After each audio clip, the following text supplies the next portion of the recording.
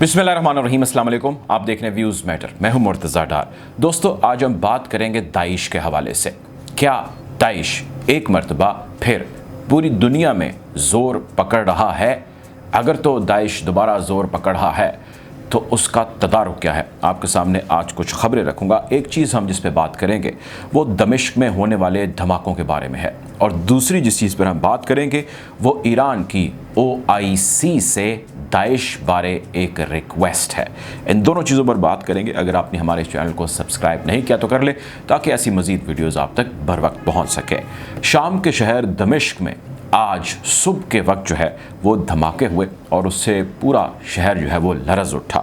जसारुल rice में ये धमाके हुए। एक फ़ौजी बस थी जिसके ऊपर हमला हुआ और उस हमले के नतीजे में 13 शामी मिलिट्री यानी सीरियन मिलिट्री के लोग जाँ बहक हो गए और 3 के करीब ज़ख्मी हैं। यानी जितने भी लोग उस बस में सवार थे लार्जली जो है वो उनकी अमवात हो गई हैं। बाकी 3 जो ज़ख्मी हैं उनकी हालत क्रिटिकल है।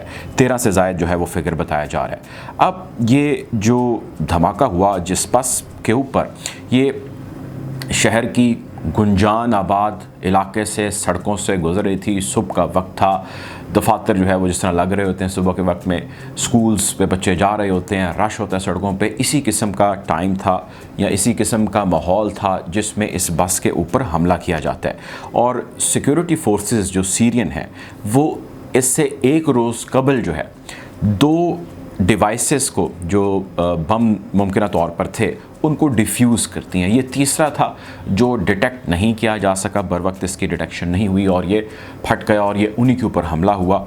ये ख़ुदकुश हमला नहीं था, ये प्लांटेड बॉम्ब था और उसके नतीजे में ये हलाकतें हो गई। अब इसकी ज़िम्मेदारी किसी ने इस वीडियो बनाए जाने तक कबूल नहीं की है। इसी किस्म का एक हमला 2017 में भी हुआ था और वो ख़ासा बड़ा था और उसमें 30 के करीब जो है वो लोग जाँ बहक हो गए थे और उसकी ज़िम्मेदारी दाइश ने कबूल की थी।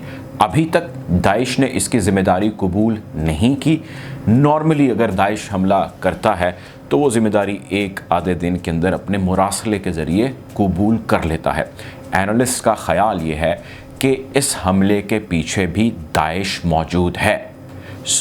सीरिया के अंदर दाइश और दाइश का बढ़ता हुआ असर व रसूख और सीरिया के अंदर दाइश की बढ़ती हुई कार्रवाइयाँ, सदर बशार अल असद फोर्स, सीरियन मिलिट्री, यानी इस पूरी एक फ़ोर्स को कह लीजिए जो गवर्नमेंट की है, उसके ख़िलाफ़ ये अपनी कार्रवाइयाँ तेज़ कर रहे हैं और उसको फेल एक मरतबा दोबारा करता दिखाई दे रहे हैं।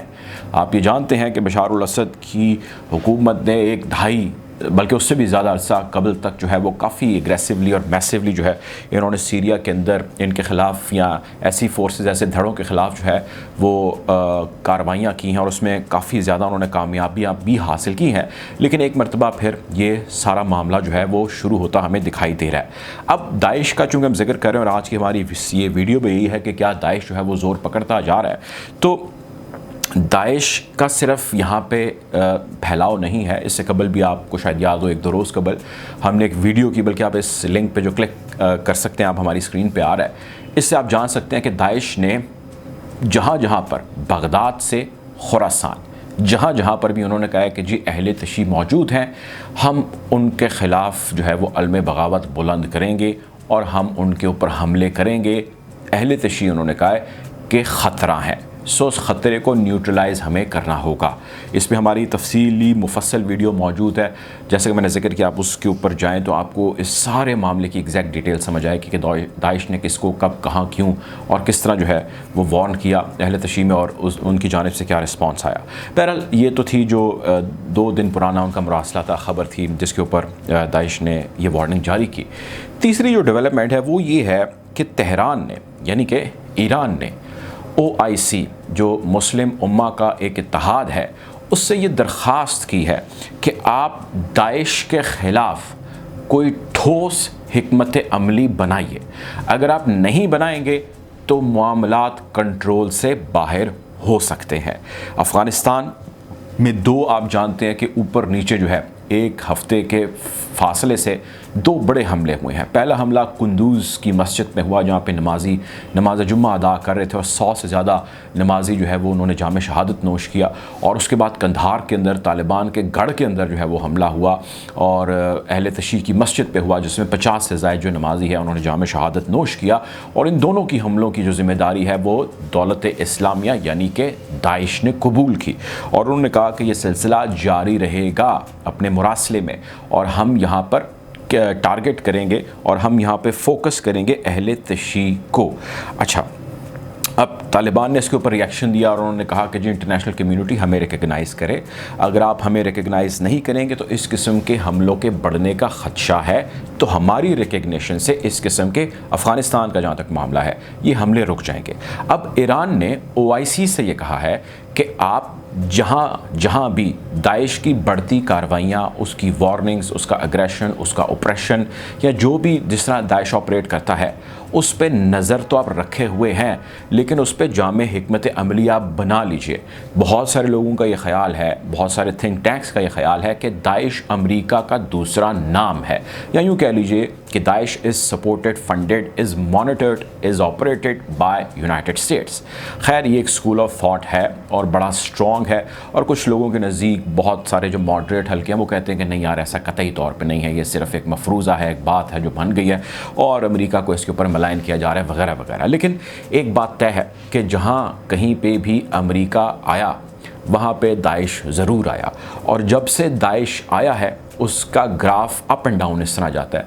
यानी कि उसके ख़िलाफ़ जब कोई बहुत हैवी फोर्सेस बरसरे पेकार होती हैं, जिस तरह ईरान ने दाइश का बगदाद के अंदर से बड़ा ज़बरदस्त किस्म का ख़ात्मा किया, एक मुकम्मल प्लान किया, ऑपरेशंस मल्टीपल किए, जनरल कासिम सुलेमानी शहीद ने बहुत सारे ऑपरेशंस लीड किए और उसमें वहाँ पे बिल्कुल कला कमा किया गया दाइश का। तो ईरान इस मरतबा फिर OIC से कह रहे हैं कि भाई आप लोग तमाम मुस्लिम ममालिक हैं, इस पर स्ट्रैटेजी बनाएं, मजम्मत तो आप करते हैं, मज़ीद मजम्मतें करें, प्लान दें और उसके ऊपर अमल पैरा हों।